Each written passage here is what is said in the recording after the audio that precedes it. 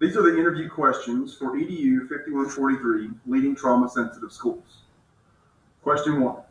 How are you intentional in celebrating the differences or different identities of students and staff?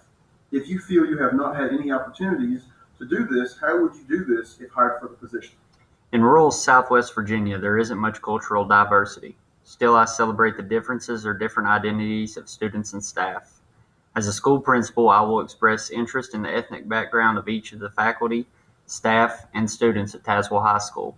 I will ensure culturally responsive leadership by creating a positive climate and culture by intentionally promoting inclusivity and positive relations among students, teachers, and staff. Faculty and staff will be required to maintain an inclusive curriculum that remains respectful of differences.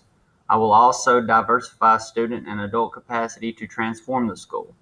As a school principal, I will complete this duty by providing strong professional development on cultural competence, equity, and social justice so that teachers and staff can improve classroom instruction and provide equitable school management strategies that will improve achievement for all students.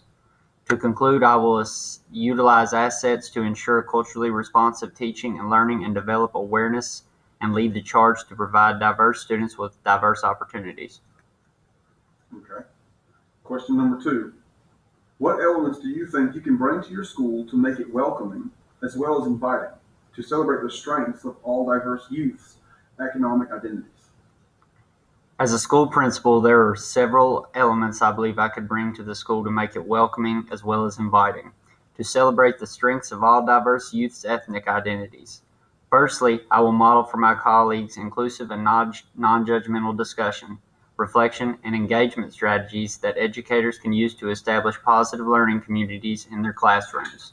Secondly, I will ensure that teachers and I will engage in vigorous and ongoing process of self-examination and personal growth related to cultural competence. Thirdly, I will confront social dominance and social justice by having educators directly face the current and historical inequities that affect education. This element's central purpose is to construct a compelling narrative of social justice that will inform, inspire, and sustain educators in their work without falling into the rhetoric of shame and blame. Lastly, I will transform instructional practices and engage the entire school community to ensure that the environment is welcoming and inviting for faculty, staff, and students. By abiding by these elements, the school building itself works towards a journey of total awareness pertaining to celebrating the strengths of all diverse youth's ethnic identities. All right. Third question. All youth-serving professionals should be an ally to youth who have endured marginalization, discrimination, and racism. Have you been involved in creating an atmosphere for allies to support these students? If the answer is no, please tell us how you would do this. No, I have not had the opportunity to create an atmosphere for allies to support students who have endured marginalization, discrimination, and racism. As a school principal, I would accomplish this atmosphere by supporting schools to implement education policies that support racially integrated schools. Schools that implement education policies that support racially integrated schools have been found to promote greater social cohesion and cross-race relationships. Furthermore, I would emphasize the importance of training and recruiting teachers that reflect the diversity of students.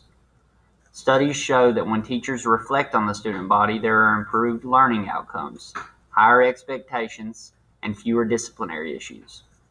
I would also examine the curriculum from multiple vantage points. The purpose of this is to give history, social memory, and human rights and indigenous forms of knowledge a place at the core of teaching. This act would help educators fully understand the past and its relation to the present and break stereotypes perpetuation. Educators should examine and revise curriculum and textbooks to eliminate racist depictions, misrepresentation, and historical exclusions. Okay, and lastly, all youth-serving professionals should be an ally to youth who have endured marginalization, discrimination, and racism. Have you implemented implicit bias recognition and training? If the answer is no, please tell us how you do this. No, I have not had the opportunity to implement implicit bias recognition and training. Implementing implicit bias recognition and training is vital because this bias refers to the attitudes and stereotypes that unconsciously affect people's perceptions, actions, and decisions. Implicit bias leads to disproportionately in discipline and special education. It affects educators' mindsets and beliefs and leads to tracking of students as well as dominant discourse. I would implement implicit bias training by integrating training in a comprehensive diversity plan that involves teachers and other schools and other adults at school in reviewing policy, practices, and structures that can promote bias, not just a standalone PD session. Secondly, I would set specific goals based on the school's needs and any identified problems. Thirdly, I would acknowledge that conversations about bias will be uncomfortable and give participants tools to manage their emotions while accepting feedback. Furthermore, I would emphasize clear strategies for managing bias with examples of what anti-biased awareness and behavior would look like in practice for different groups within the school. To conclude, I would connect training evaluations back to the school's larger diversity goals, such as increasing the proportion of students of color referred to in advanced courses or shrinking discipline gaps.